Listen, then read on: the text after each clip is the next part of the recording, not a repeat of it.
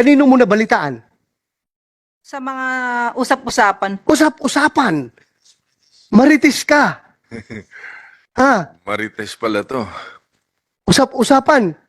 Hindi ka kasama doon sa pag-raid. Ngayon, pagdating sa pera, alam mo na 1.7 million ang nakuha ninyo doon sa Malita.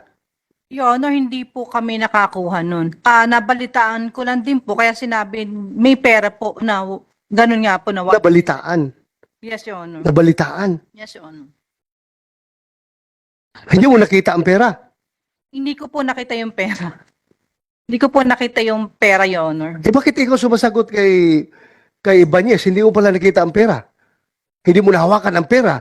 Tapos ikaw ang malakas magsabi, mag-claim na 1.7 million lang yun, sir. Ha? Paano yun? Hindi mo nakita ang pera, hindi mo nahawakan ang pera, pero ikaw nag-claim na 1.7 million lang yung laman ng Malita. Paano nangyari yun? Kasi nabalitaan din po. Nabalitaan. Kanino mo nabalitaan? Sa mga usap-usapan. Usap-usapan. Marites ka. Ha? Marites pala to. Usap-usapan. Gusto mong pakita ko sa yung video? Kung gaano ka, how convinced you are, how convinced you were that only 1.7 lang talaga yun, sir. At, Rebusora, ikaw pa parang nagpapakita ka pa ng galit kay Gonzales. Dahil nga, nag-i-insist si Gonzales na malaking halaga yung pera sa Malita na yon. At nung lumabas ka galing sa CR, sabi mo pa, hindi yun, sir, 1.7 lang yun. Galit na galit ka pa. Alam ko, ikaw napakamaro ka na operative eh. Manoy ka masyado na operative. Alam ko yung pananalita mo eh. Pag isang maro na operative, alam ko yung style eh. Paano mo nalaman na 1.7 million lang yung pera sa Malita? Hindi ko po alam, Your Honor. Paano ka second demotion kay Mananghaya na 1.7 million lang? Hindi po ako nag-second demotion, Your Honor. Gusto mo ipakain ko sa iyo yung video? Wala po akong sinabi, Your Honor, na 1.7. Anong sinabi mo doon sa harapan ni Gonzales? Anong sinabi mo sa harapan ni Gonzales? About sa pera. Gonzales, anong tinanong mo doon? Your Honor, yun nga po ang tiyatanong namin ni Lieutenant Amirol, kung anong laman ng mga maleta na mga binuhat nga po ng SOU4A at saka ng IFLD. Anong sagot sa iyo ni Rebusora? Ang alam ko sumagot po sa akin is si Sergeant Mananghaya, sabi niya 1.7. Ang sabi po ni Sergeant Tribusora, alam naman daw ni Mayo kung ano yung mga laman ng bodega niya.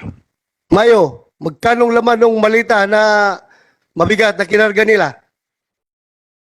Na pera? Your Honor, I invoke my right to remain silent. Ikaw na nga tinutulungan dito eh, dahil pera mo yun eh. Tapos pa-inbook ka pa. Ha? Tinutulungan na nga kita ma-recover yung pera mo na ninakaw ng kasamahan mo. Kahit na masama kang tao, tinutulungan ka pa rin namin dahil masama yung ginawa nila. Ninakaw nila yung pera mo. Lending yun eh.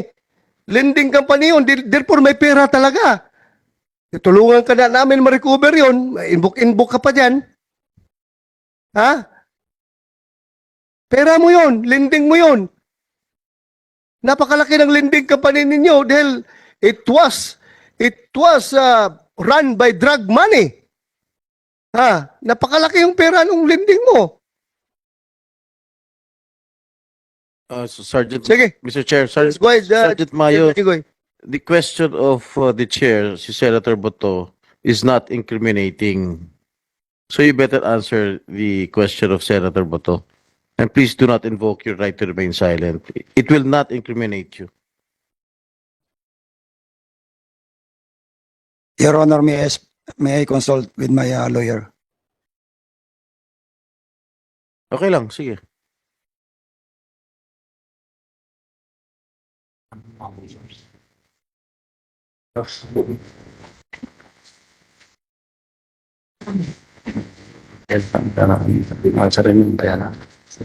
Your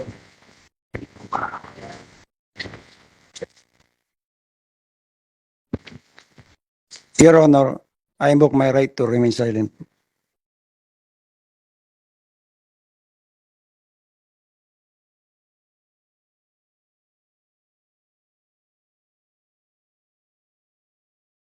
Sino ba ito abogado mo? Attorney, are you sure you're giving the right legal advice to your client? Because the question of Senator Boto is not incriminating to your client.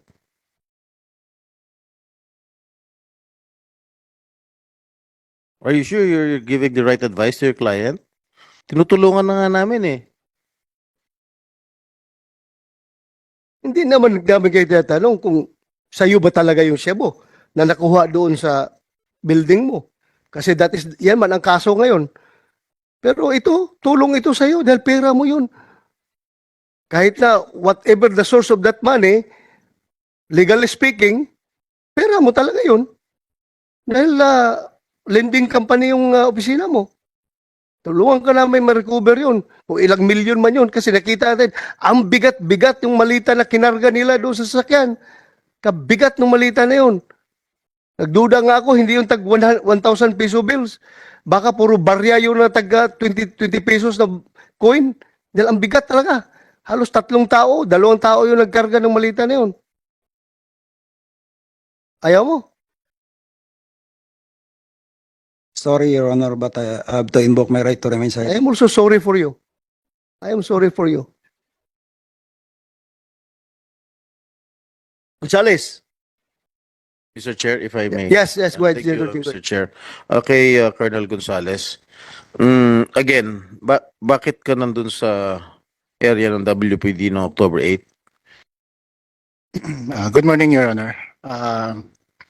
Your Honor, unang-una po, tinawag po ako ni Pakilakasan, pakilapit yung mic. unang-una po, tinawag po ako ni Lieutenant Cameron na pumunta doon sa area kasi proud na proud po siya na naka-accomplish yung PDEG ng malaking halaga ng show. Sino ito? Proud na proud sino? Si Lieutenant Cameron, Your Honor. Lieutenant. Amerol. And pangalawa Nandito po, siya? Opo, Your Honor. Okay. Pangalawa po, tumawag po sa akin si Sir Ibanez na mag-proceed po doon sa area. Na? Mag-proceed po doon sa area, doon sa kwan at ang sabi po niya sa akin, ang exact na pagkakasabi niya sa akin is hindi niya alam kung ano yung ginawa ng tao niya, baka pwede pumunta ako doon at mayroon, nalimutan ko lang po sir yung nasa statement ko sir. Pero ang tema po sir, pinapapunta po niya ako dahil parang titignan niya kung anong ginawa ng tao niya kasi parang nalaman po niya na may mga dati po akong tao na na-involve po sa paghuhuli kay Sergeant Mayo. And pangatlo po sir, hindi lang po nila inaamin sir ng PDEG. Meron po kaming arrangement na tutulong po ako sa kanila at mag-provide lang po ako ng information. Yun po Your Honor. Okay. During the narration of Gerald Domingo, he mentioned your name, Colonel Gonzales. Bakit ka nga nandun sa crime scene at ang sabi mo kay, if I'm not mistaken, kay Gerald Ibanez na bigyan ng reward yung informant mo. Nabigay ba yung reward? Ganito po yun Your Honor. No. Yes or no? Nabigay ba yung reward? Wala po akong narration doon Your Honor. Wala pong naibigay Your Honor. Ano? Wala pong naibigay doon Your Honor. Wala nabigay. Okay. Next question. Who is your informant? Yun nga po ang sinasabi ko po, Your Honor. Hindi po sa akin galing, sir, yung information. No, Sabi mo kay Gerald Ibanez. Gerald ba? Colonel. Gerald Ibanez. General Domingo, sir. Ibigay mo na yung reward sa aking informant. Is that clear, Gerald Domingo? Yun ba yung sinabi mo? Yes, Sir. All right. Now I am asking you, Colonel Gonzales. You better tell the truth. Yes, Your Honor. And Ito you're po, yung, under oath. ito po yung nangyari, Your Honor. Who is your informant? Period.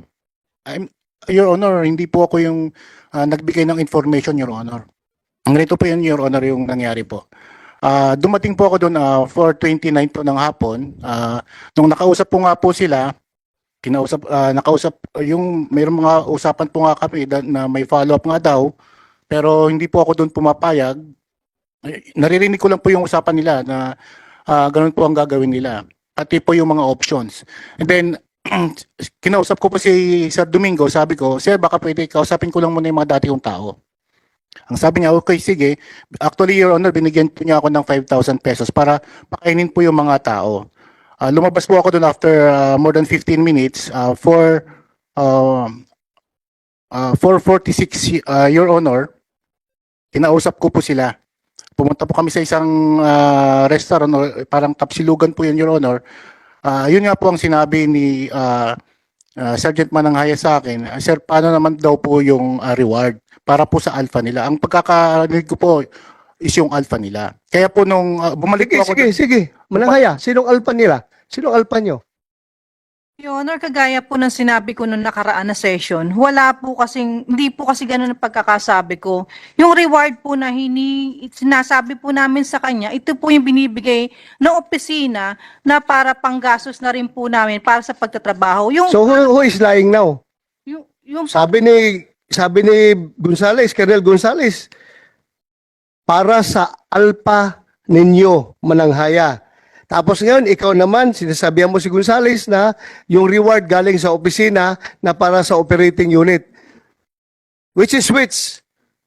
Sino ngayon na nagsasabi ng totoo sa yung dalawa? Honor, yun lang po ang pagkakasabi ko sa kanya, yung reward. Pero wala po akong sinasabi tungkol sa alpha. Kasi, kagaya po sinabi ko po nakaraan, Gonzales, Wala po talaga. directly sinasabi ng tauhan mo na hindi yung para sa alpha. Tapos ngayon, ikaw humihingi kay Domingo ng para sa asset. So, sino ngayon ang asset nyo? normally, Your Honor, pag humingi po tayo ng reward, hindi naman po para sa atin.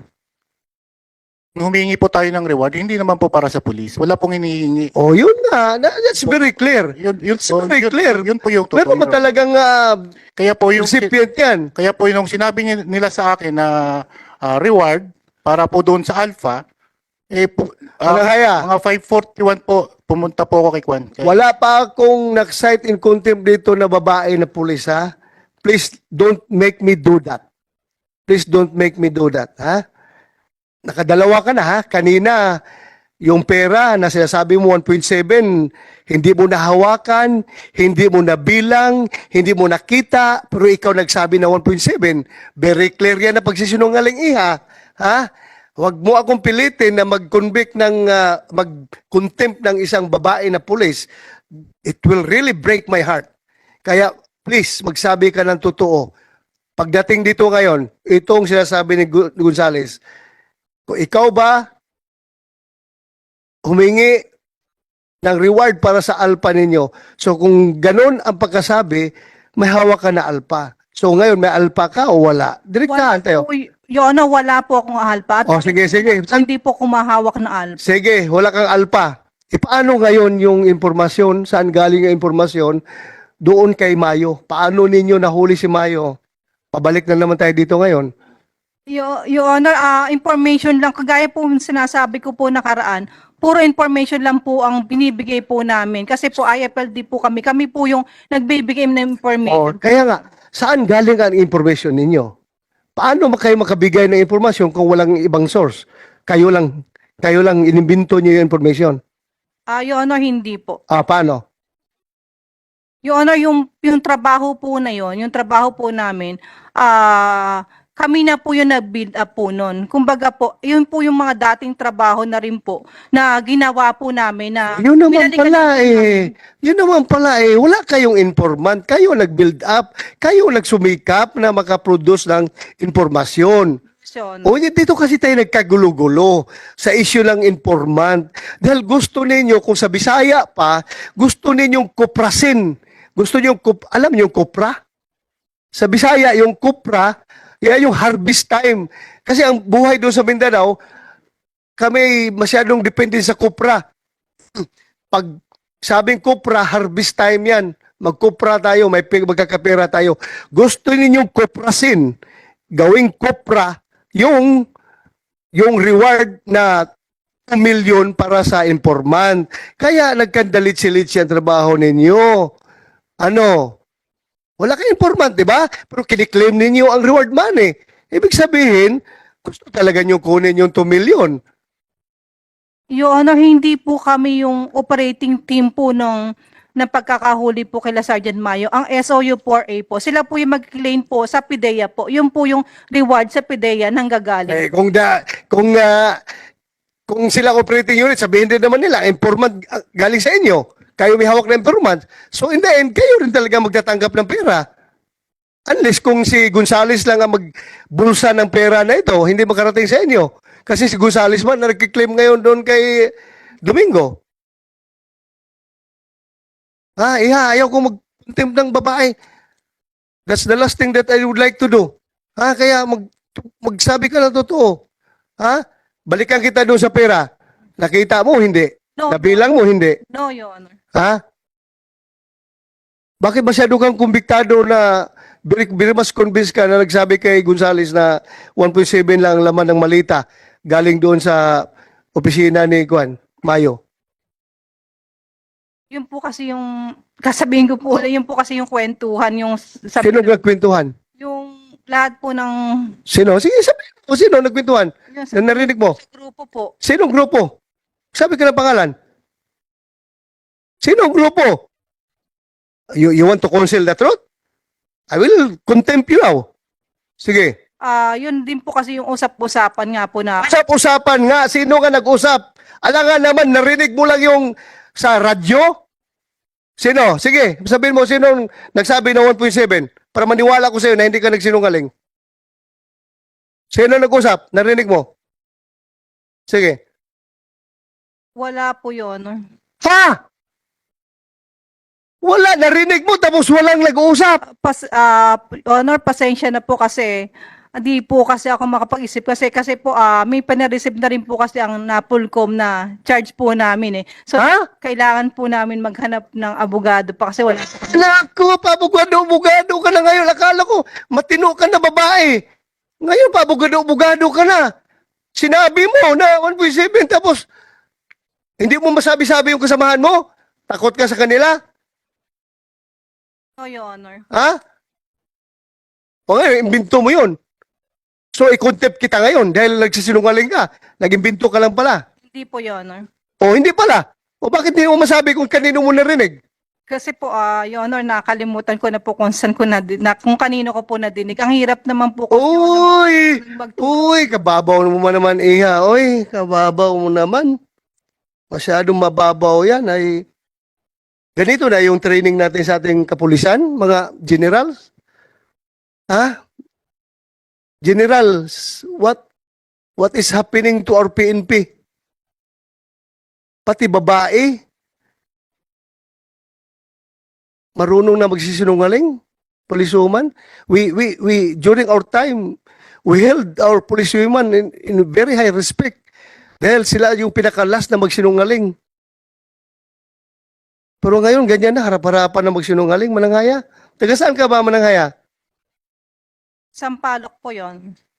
Sampalok, alam mo, meron akong buddy-buddy, very close sa akin sa PMA, nung kadete kami. Si Cadet Jongki Mananghaya, may his soul rest in peace. Very close yun sa akin, taga Bulacan, Baliwag, Bulacan. Anak ng dating mayor ng Bulacan yon. Very close sa akin. Napakabait yun, na Bulakenyo. Hindi yun nagsisinungaling. Ewan ko sa'yo, bakit ganun ka? Go ahead, Senator Bong Revilla. Okay, kay Colonel Gonzales. Colonel, who is this certain Michael Bagang o Bagang? Yes po, Your Honor. Siya po yung confidential informant ko po, Your Honor. Nandito ba siya? Negative po, Your Honor. Negative? Yes po, Your Honor. Kasama ba siya dito sa operation na ito? Negative po, Your Honor. Hindi po siya yung informant Ito ko. daw pinagkakatiwalaan mo daw itong tao na to. Actually po, Your Honor, siya po yung isa pong informant ko po, Your Honor. Lahat po naman po na binibigay niya yung information is naka-Copland naman po. It's So, all naka-Copland. Copland base. Opo. Andun din po siya sa Copland po. Nakasulat po yung pangalan niya doon, Your Honor. Chief, Acorda, pakitignan nyo rin yung tao na yun, yung Michael Bagang. Baka may kinalaman din dito yan. Sigurado kang walang kinalaman dito sa kasong ito, ha? Negative po, Your Honor. Yun nga po ang sinasabi ko. Gusto po kasi nilang palabasin na sa akin po yung informant. Ito po yung kapalit ng So hindi sa kanya galing itong info na to? Negative po, Your Honor. Negative. Opo. Kasi normally naman yung mga binibigay kong information sa IFLD, dumadaan po yan kay Sir Portera at saka kina Lieutenant Amirol, sila po nagpa-process. Then kasi po yung binibigay ko po sa nila, raw information lang po yun. Then sila po nagpa-process, pag okay na po, pag buo na yung trabaho, doon po sila po nag-a-assign ng kung sino po manghuhuli o anong isuyo ibibigay. Kaya po, Your Honor.